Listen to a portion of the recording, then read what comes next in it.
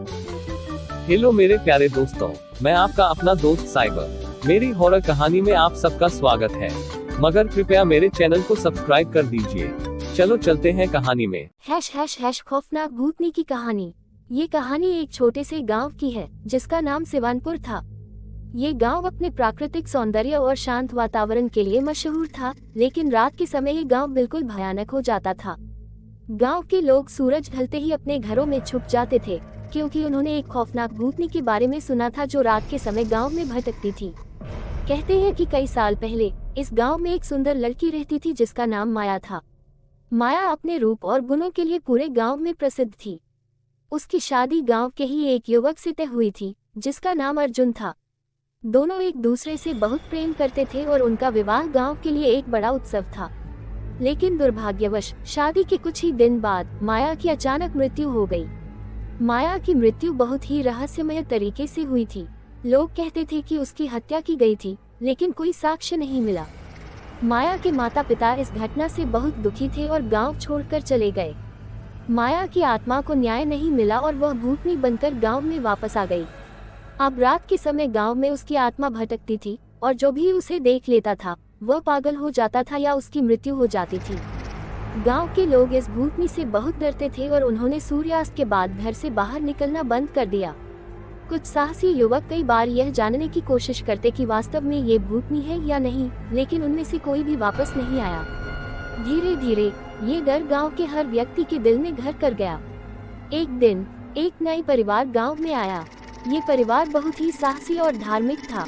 परिवार के मुखिया का नाम पंडित रामलाल था। पंडित रामलाल ने गांव वालों से भूतनी की कहानी सुनी और उसने ठान लिया कि वह इस भूतनी के रहस्य का पता लगाएगा और गांव को इस डर से मुक्त करेगा। रामलाल ने गांव के बुजुर्गों से भूतनी की पूरी कहानी सुनी और माया के पुराने घर की जानकारी प्राप्त की। वह रात के समय वहां जाने का निर्णय लिया। गांव के लोग उसे मना कर रहे थे, लेकिन वह नहीं माना। रामलाल ने अपने साथ कुछ धार्मिक वस्त्र और पूजा की सामग्री ली और रात के अंधेरे में माया के घर की ओर चल पड़ा। जैसे ही रामलाल माया के घर पहुंचा, उसने देखा कि घर की हालत बहुत ही खस्ता थी। चारों तरफ अंधेरा और सन्नाटा था। रामलाल ने मंत्रों का जाप करना शुरू किया और एक दीपक जलाया। अचानक उसे एक ठंडी हवा का झोंका महसूस हुआ और एक भयानक छाया उसके सामने प्रकट हो गई। यह माया की आत्मा थी जो अब भूतनी बन चुकी थी। रामलाल ने अपनी पूजा की सामग्री निकाली और भूतनी से बात करने की कोशिश की।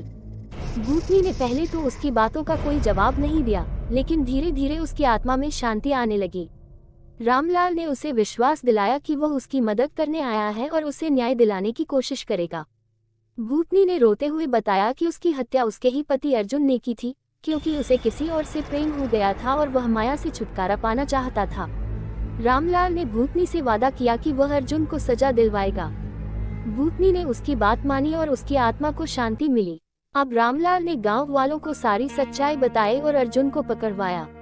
अर्जुन ने अपना अपराध कबूल किया और उसे सजा मिली। माया की आत्मा को न्याय मिला और वह हमेशा के लिए शांत हो गई। इस घटना के बाद गांव में सब कुछ बदल गया।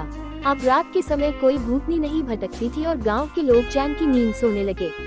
पंडित रामलाल ने अपनी समझदारी और साहस से गांव को भूतनी के आतंक से मुक्त कर दिया।